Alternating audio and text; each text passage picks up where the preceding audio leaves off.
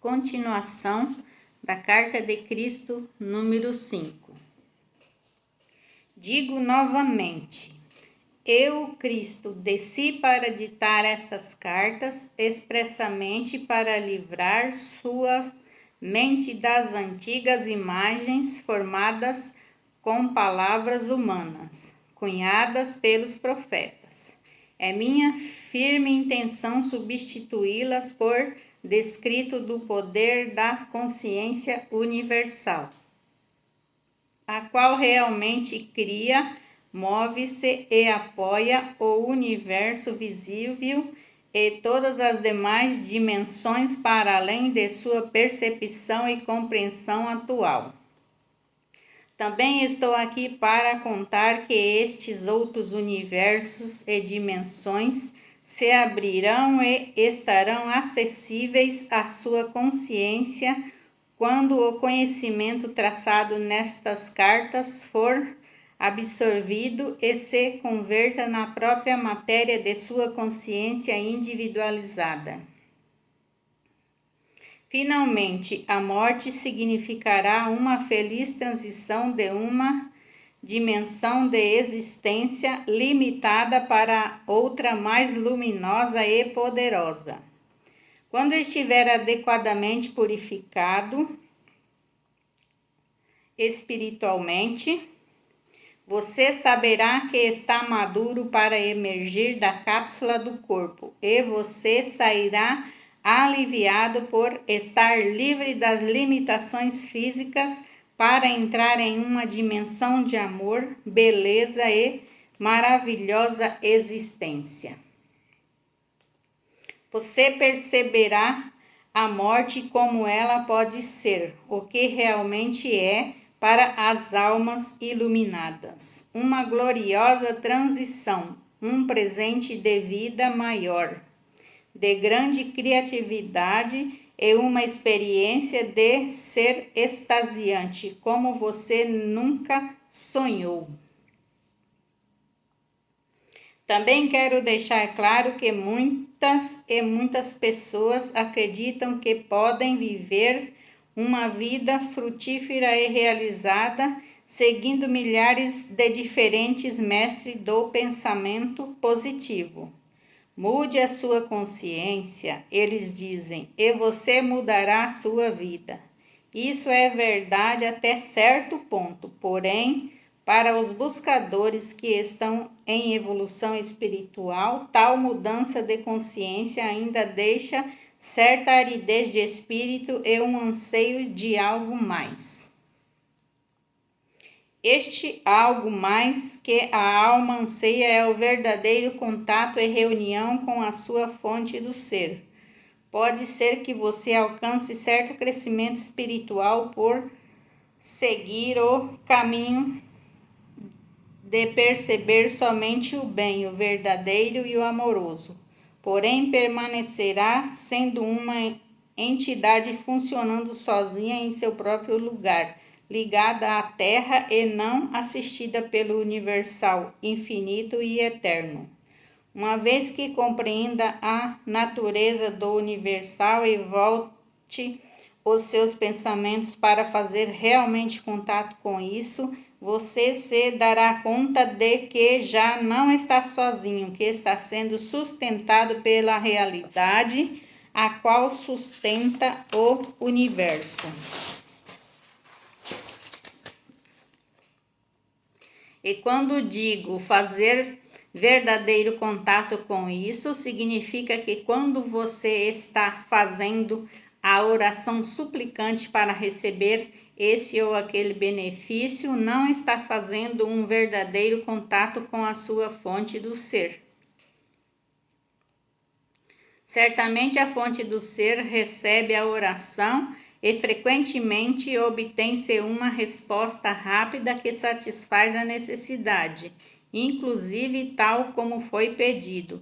Porém, o verdadeiro contato com a fonte de seu ser será experimentado somente quando você tiver purificado suficientemente a sua consciência do impulso grosseiro do ego humano e quando tiver passado algum tempo meditando e estendendo regularmente sua consciência de maneira emocionalmente poderosa em direção à fonte, buscando conexão, renovação e repouso do espírito. Este é o verdadeiro propósito por trás da existência, uma constante e mútua reciprocidade de comunicação entre a fonte de todo ser e a criação. Aqui lembro a você que quando eu vivia na terra, todos os dias dizia aos judeus, com muita clareza, que por mim mesmo não posso fazer nada. Continuamente declarava que é o Pai quem faz o trabalho, não eu. Eu vim neste tempo para capacitar você a fazer a sua transição de uma consciência humana presa à terra para uma consciência de iluminação, quando a pessoa sabe que finalmente conhece a verdade do ser. Sem dúvida, a pessoa que é profundamente religiosa, permanentemente doutrinada com o dogma religioso e a teologia judia, cristã, muçulmana, hinduísta ou qualquer outra crença religiosa, encontrará dificuldade, inclusive dolorosa a princípio, para aceitar e fazer bom uso destas cartas, pois uma mente condicionada e programada é como concreto. As crenças entranhadas e usadas como talismãs, apoio emocional e como afirmações para dar força em momentos de crise, são emocionalmente gravadas no subconsciente. Normalmente, elas incorporam um temor de ofender a Deus. Ao contemplar e avançar para uma verdade mais elevada, a menos que haja um anseio sincero de conhecer a verdade do ser para além das crenças tradicionais, estes padrões mentais tornam-se quase impossíveis de aniquilar na mente e nas emoções e bloqueiam o verdadeiro progresso espiritual. Vim expressamente para ajudar aqueles que têm vontade de mover-se para além destas barreiras em direção à iluminação verdadeira. Portanto, se você sente intuitivamente que as palavras nestas páginas são a verdade e sente-se atraído por elas, tenha confiança de que está pronto para começar o caminho espiritual que se esboça nestas cartas. Eu estou à disposição para dar a você a coragem para seguir adiante até alcançar a meta, a verdadeira iluminação espiritual, a renovação da vida, a força de vontade e a descoberta do que eu chamei de o reino dos céus. Diariamente, a oração e a meditação sincera permitirão a você alcançar a purificação mental. E gradualmente a verdade e a compreensão substituirão os antigos mitos que foram tão importantes para você algum dia. Antes de começar os ensinamentos que se seguirão, eu, Cristo, tenho que lembrá-lo de que seu universo não é sólido, como provavelmente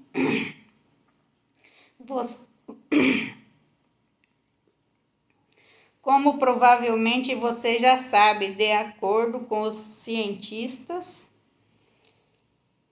a matéria sólida, a substância visível do mundo, é de fato composta de partículas de energias.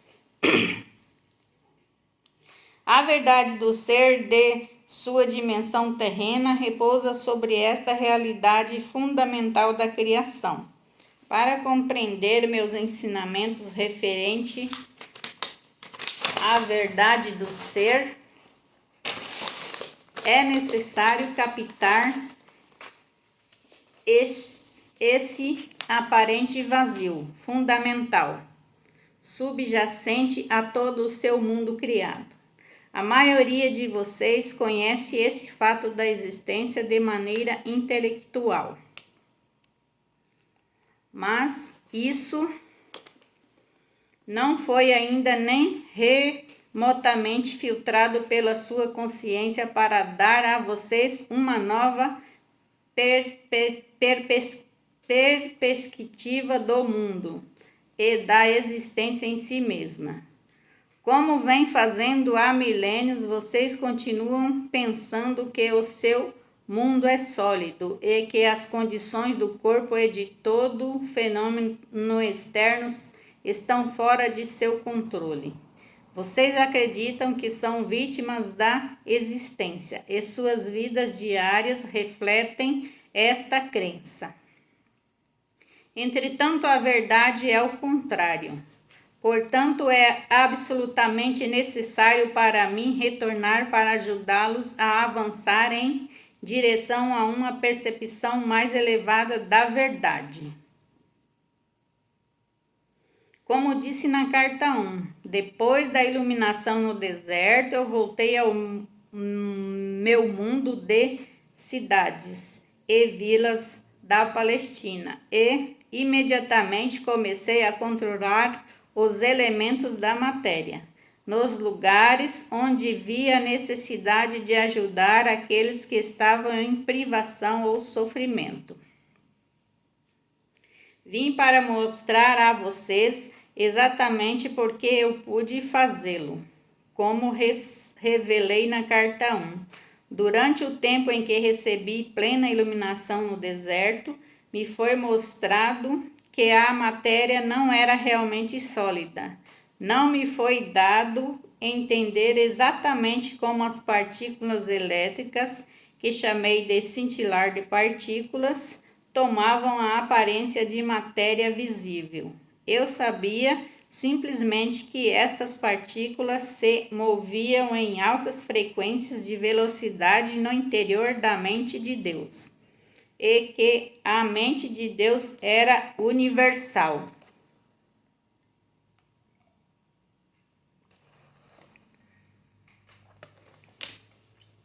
Eu percebi que a mente de Deus era tanto o Criador como a substância de todas as coisas na criação em si.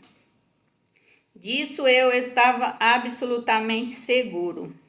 Também vi muito claramente que o pensamento humano, quando carregado de convicção ou emoção, afetava radicalmente esse processo de materialização de formas visíveis.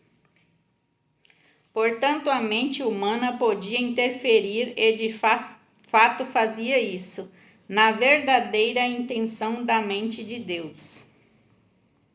Esta foi uma compreensão emocionante e entusiasmante, pois percebi que os mitos que os rabinos judeus me ensinaram eram claramente falsos e imediatamente os eliminei da minha mente. Abracei a verdade com entusiasmo, pois compreendi porque as pessoas experimentavam a miséria e o sofrimento. Isso emanava de seus próprios processos de pensamentos. Também me foi dado ver as comunidades de partículas vivas, que a ciência chama de células, trabalhando dentro de todo ser vivo. Eu estava consciente da harmonia divina controlando o funcionamento das células, as quais ativamente construíam e mantinham as distintas partes dos corpos físicos de todas as criaturas vivas e das plantas, grandes e pequenas. Por essa razão, utilizei frequentemente a paisagem para dar exemplos da imanência e da atividade do Pai nas menores manifestações da vida selvagem, como nas plantas e nos pássaros, por exemplo. Como expliquei com clareza nas cartas 1 1 a 3, chamei a mente de Deus de Pai, porque pude perceber a verdadeira natureza da mente de Deus. Eu estava seguro de que, retornando ao povo da Palestina para descrever as revelações que havia recebido, eles compreenderiam que suas crenças, as quais tinham sido gravadas em suas consciências pelos rabinos, eram completamente falsas. Eu vi que a verdadeira natureza da mente de Deus era a forma mais elevada do amor divino e que isso podia ser visto consistentemente ativo em cada ser vivo.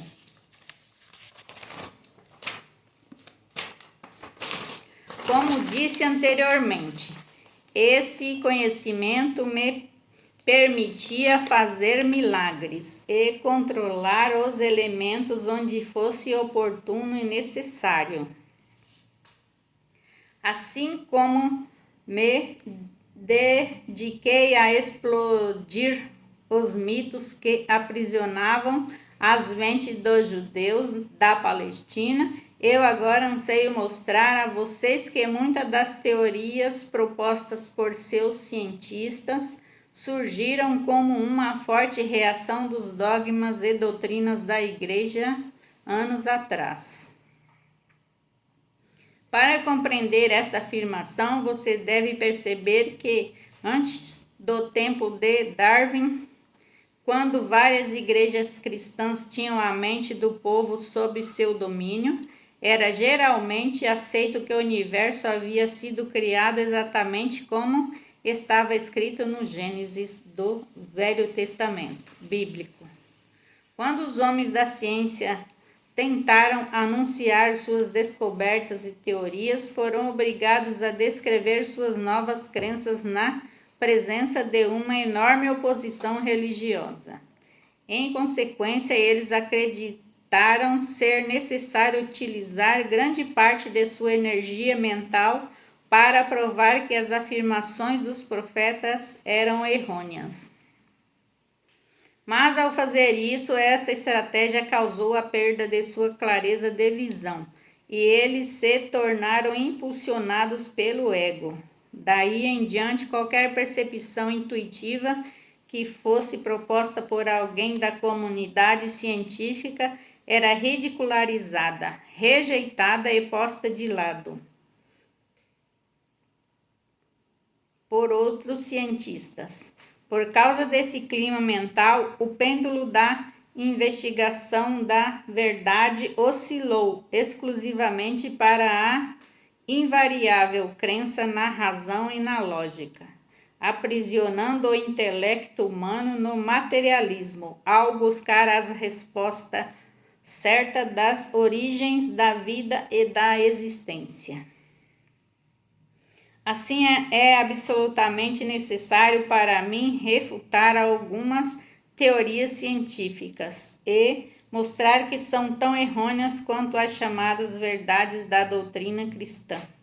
Ao chegar a algumas destas teorias, tanto os cientistas como os homens da igreja têm mergulhado no reino de absurdas suposições não provadas para responder a perguntas que não poderiam ser respondidas somente com a mente terrena. Mesmo tendo a ciência relatado que a substância de seu mundo material é composta basicamente de partículas elétricas que estão em movimento com grande velocidade no espaço, ela é incapaz de explicar por que tais partículas de energia tomam a forma e a densidade da matéria. Ela apenas afirma que existem forças de fusão que casualmente criam os elementos.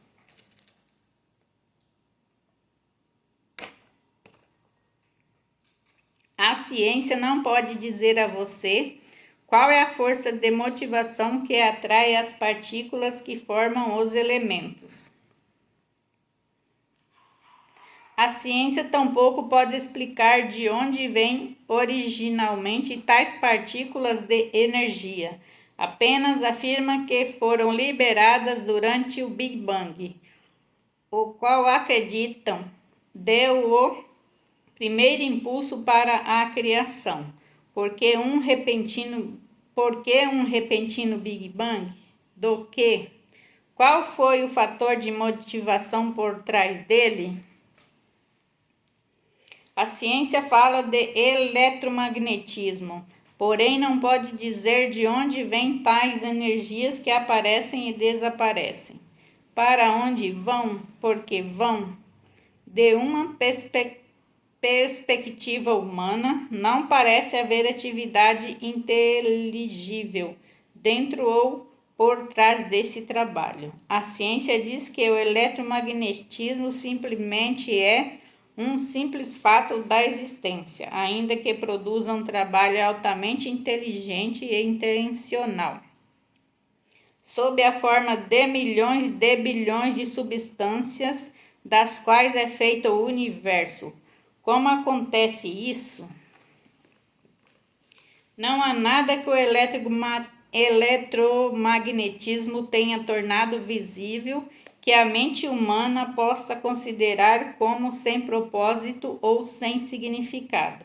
A ciência ignora este mais básico e vital nível da criação, sem uma resposta para o porquê tudo o que é trazido para manifestação visível através da atividade das energias gêmeas do eletromagnetismo, que sempre tem um propósito, tem êxito e é racional. Nada de valor se descobrirá na busca de suas origens, até que a ciência possa testar e descobrir a realidade do espaço, no qual as partículas elétricas do ser visível estão apoiadas. A ciência ficará sempre por trás das portas fechadas do materialismo. O acesso à verdade eterna e à sabedoria universal estará sempre bloqueado a ela, e ela permanecerá encerrada unicamente dentro das amarras da razão, esta que é somente o produto da atividade finita das células do cérebro. É a verdadeira natureza do espaço, o que eu quero apresentar a você. Porém, antes de fazer isso, devo primeiro chamar sua atenção para perguntas altamente pertinentes. Através dos tempos, muito do trabalho do eletromagnetismo tem aparecido à mente, à visão e ao tato das entidades vivas como alguma coisa sólida e imutavelmente durável. Acreditava-se que o metal, a madeira, a rocha, as entidades vivas, todas eram compostas de matéria sólida, inanimada ou viva. Com tal crença em um universo sólido, é natural que os antigos profetas místicos tenham concebido um indivíduo poderoso, possuindo o enorme poder de criar todas as substâncias sólidas do universo. Ao visualizar tal indivíduo poderoso, era natural que eles percebessem uma figura majestosa de controle universal, que possuía uma natureza de retribuição quando confrontava com o comportamento da humanidade, a qual havia produzido uma sociedade turbulenta. Nem os profetas da antiguidade, nem a ciência de hoje se aproximaram da verdade da existência. Ambos têm passado longe da verdade.